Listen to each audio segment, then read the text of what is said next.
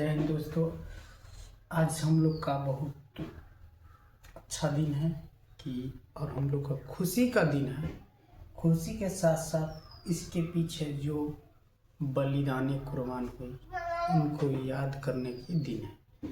उनको याद करते हुए और जो वे कुर्बान किए हमारे खुशी के लिए, आने वाली पीढ़ी के लिए, उनको ज़रा याद करेंगे कि वो क्या बलिदान दिए, जिससे आज हम लोग गणतंत्र दिवस मनाते हैं।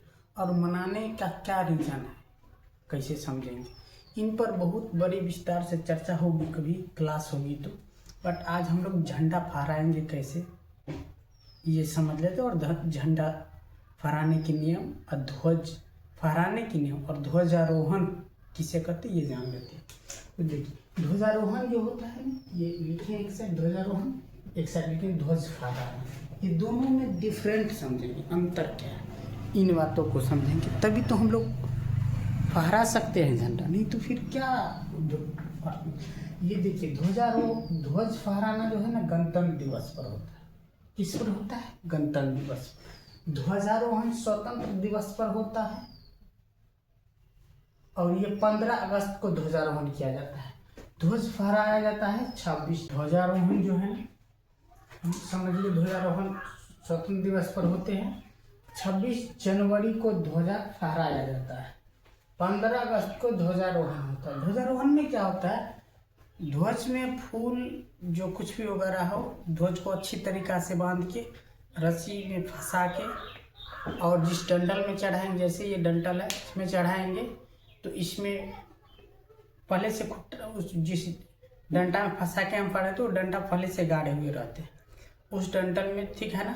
जो भी हो, बांस का भी होता है, कहीं पाइप भी होती है, तो उसमें फंसा करके उसको जो रस्सी होता है, उस रस्सी झंडा में रस्सी फंसा होता है।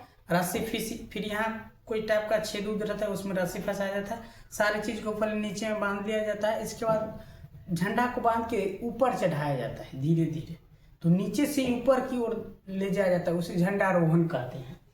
और इस झंडारोहण में ध्वज को नीचे से ऊपर की ओर ले जाते हैं, चढ़ा कर फहराया जाता है। ये झंडारोहण जो है ना, लाल किला पर होते हैं और प्रधानमंत्री फहराते। कहाँ? लाल किला पर, और प्रधानमंत्री फहराते हैं, ध्वजारोहण करते हैं। 26 जनवरी को ध्वज फहराया जाता है। ये राजपथ पर झंडा राष्ट्रपति फहराते हैं, याद रहे।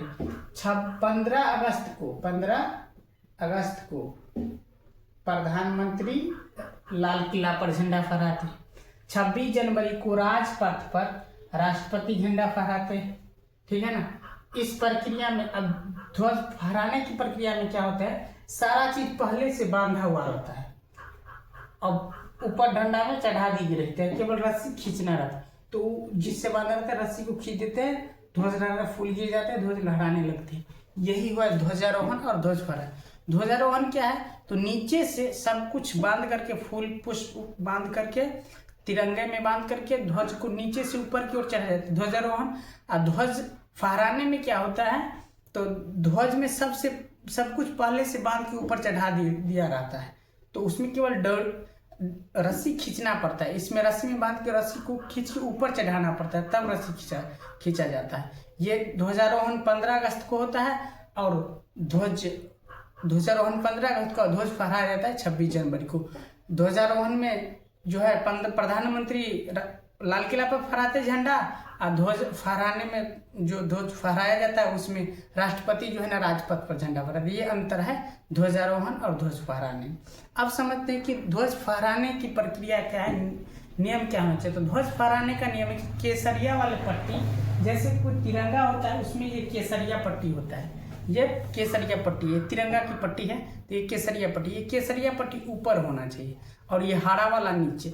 इस बीच लाइन में जो है ना एक अशोक चक्र रहता है, ठीक है। एक तिल्ली होती है, ये 24 टाइप होती है, उसमें 24 ठो रहती है। जैसे ये देखिए, ये है ना, इसमें ये चक्र हुआ, इस चक्र में ये 24 ठो, ये 24 प्रगतिशील है कि 24 घंटा हम लोग कार्यरत रहे, क्रियाशील में रहे। तो ये है कि केसरिया पट्टी ऊपर, हरा रंग की पट्टी नीचे, बीच में उतला पर, उसमें चक्र होना चाहिए। ये फहराना। राष्ट्र ध्वज को सूर्य उदय से पहले, ठीक है ना, सूर्योदय से पहले और सूर्यास्त के बाद नहीं फहराया जाता है। सूर्योदय से पहले आप नहीं फहरा सकते, सूर्यास्त के बाद भी नहीं आप फहरा सकते हैं। राष्ट्रध्वज को फुर्ती से ऊपर में चढ़ाया जाता है। जब ध्वजारोहण होता है तब फुर्ती से, और जब उतारना हो तो धीरे धीरे उतारिए। अगर हम लोग जुलूस में चलते हैं तो दाएं कंधे पर इन्हें रखना चाहिए। जैसे हमारा दायां कंधा ही है तो इन कंधे पर इनको रखना चाहिए और ऐसे करके पकड़ कर रखना चाहिए। एक के साथ एक कदम बढ़ाना चाहिए। सारे भी पैरेड में जो भी जाते हैं उनको ऐसे फहराना है। इसके बाद जुलूस समझिए, राष्ट्रध्वज को हिफाजत से रखना चाहिए। फटा हुआ या क्षतिग्रस्त राष्ट्रध्वज नहीं फहराया जाता।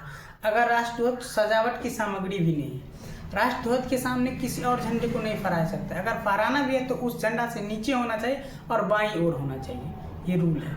इतने समझे, यह है राष्ट्रध्वज फहराना। अब देखिए, आज जो 26 जनवरी हम लोग मनाए हैं, आज हम लोग जो 26 जनवरी मनाए हैं, तो हर साल मनाते, जैसे 76वां 26 जनवरी थी, 76वां गणतंत्र दिवस है। तो गणतंत्र का मतलब ऐसा राष्ट्र जहाँ अपना संविधान बना हो, वहाँ के संविधान सभा द्वारा संविधान निर्मित किया गया हो, उसे ही संविधान, तो उसे ही गणराज्य कहते हैं।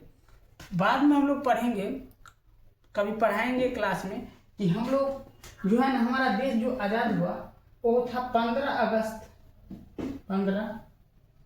अगस्त 1947 जो है ना, एक एक्ट पारित हुई। इस एक्ट के तहत, ठीक है ना, एक एक्ट पारित हुआ। इस एक्ट के तहत हम आज़ाद। इस एक्ट के तहत इस देश को जो है ना डोमिनेट किया गया। इस एक्ट को माउंटबेटन ने डोमिनेट कर दी, हमारे देश को डोमिनेट कर दिया गया था। डोमिनेट का मतलब 2 राष्ट्र बना देते, एक पाकिस्तान एक हिंदुस्तान। इसे मुस्लिम लीग भी और ये क्या कहता है, कांग्रेस पार्टी, दोनों ने इसको सहमति की थी। मुस्लिम लीग की मांग थी कि हमें दूसरी राष्ट्र चाहिए। तो ये सब समझेंगे। राष्ट्र, गणतंत्र राष्ट्र किसे कहते हैं, उस जिस दिन हम लोग पढ़ेंगे गणतंत्र राष्ट्र किसे कहते हैं, उस दिन हम लोग इन एक्ट सब के बारे में पढ़ेंगे और अच्छा से समझेंगे। फिर संविधान का बेसिक स्ट्रक्चर भी पढ़ेंगे।